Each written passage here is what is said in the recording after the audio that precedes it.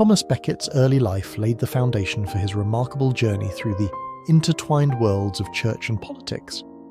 Born around 1119 in London to a family of Norman descent, Becket received an excellent education studying at Merton Priory and later at the University of Paris. His studies in theology and law equipped him with the intellectual tools that would shape his future career. Becket quickly rose through the ranks of the church and royal court, first as a clerk to Theobald, the Archbishop of Canterbury, where he developed his skills in administration and governance. Recognising his talents, King Henry II appointed Becket as Chancellor of England in 1155. This position brought them close. Henry saw Becket as a trusted advisor and ally in managing the kingdom. Together they worked to strengthen royal authority, sharing a friendship built on mutual respect. Henry valued Becket's loyalty and expertise, believing he had found a perfect partner to help maintain the crown's control over both the state and church.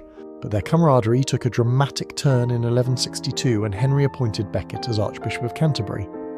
Henry expected his loyal friend to serve royal interests even as Archbishop, but Becket had other plans.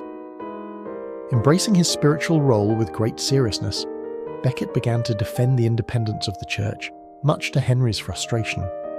Becket's transformation into a champion of church rights marked the beginning of a power struggle that would change both men's lives and reshape England's future. The friendship between Becket and Henry quickly began to unravel as tensions rose over who held ultimate authority, king or church. Central to their conflict was the question of legal jurisdiction over clergy. Becket believed that only the church should have the power to try its clergy, while Henry wanted all legal matters, including those involving priests, to be under royal authority. This disagreement brought them to the brink of open conflict. Matters came to a head in 1164 when Henry introduced the Constitutions of Clarendon, a set of laws designed to limit the church's power and strengthen the crown's control over legal proceedings. Becket's refusal to accept these laws caused a rift that could not be mended. As he stood firm in his opposition, Becket's defiance angered Henry. The Archbishop began excommunicating bishops who supported the king's policies, intensifying the feud. This dispute had grown beyond personal grievances and became a larger battle for the soul of the nation. Fearing for his life, Becket fled to France in 1164, finding refuge with King Louis VII.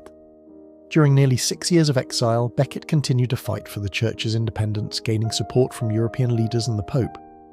Meanwhile, Henry sought to maintain his grip on the church, but the longer Becket remained in exile, the greater the tension. In 1170, political pressure mounted, and Henry allowed Becket to return to England. Becket's return was met with mixed reactions. Some saw him as a martyr for the church, while others feared renewed conflict with the king. True to form, Becket wasted no time in reigniting tensions by excommunicating several bishops who had sided with Henry in his absence. The stage was set for a final confrontation. The breaking point came in December 1170, when Henry, in a fit of frustration, is said to have exclaimed, "Will no one rid me of this turbulent priest?" 4 knights, taking the king's words as a command, travelled to Canterbury with deadly intentions.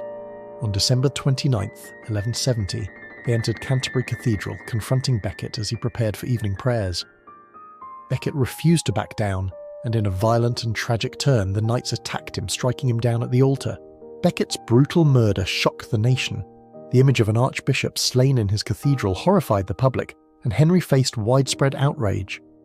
Almost immediately, Becket was hailed as a martyr for the church, and within just 3 years he was canonised as a saint. Pilgrimages to his shrine at Canterbury grew as people sought to honour his memory and ask for his intercession. Becket's martyrdom symbolised the enduring struggle for religious freedom and the rights of the church in the face of royal authority.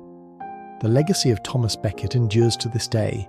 His martyrdom established him as a symbol of resistance against oppression and as a figure who stood up for his beliefs at the cost of his life. The story of his defiance against Henry II continues to resonate in contemporary discussions about the balance of power between religious institutions and the state. Becket's life and death remind us that the fight for religious freedom, while rooted in history, is an ongoing conversation, one that shapes our world today. Becket's story highlights the complexities of church-state relations and serves as a powerful example of how faith, conviction, and sacrifice can alter the course of history.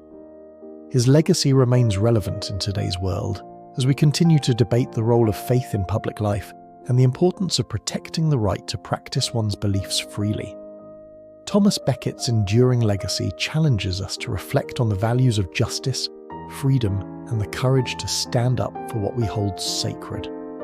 If you found this story insightful, we encourage you to explore more historical narratives that continue to shape our understanding of society and the human experience. Please consider subscribing to our channel for more thought-provoking content on the figures who have left a lasting impact on our world. Thank you for joining us, and we hope to see you again soon.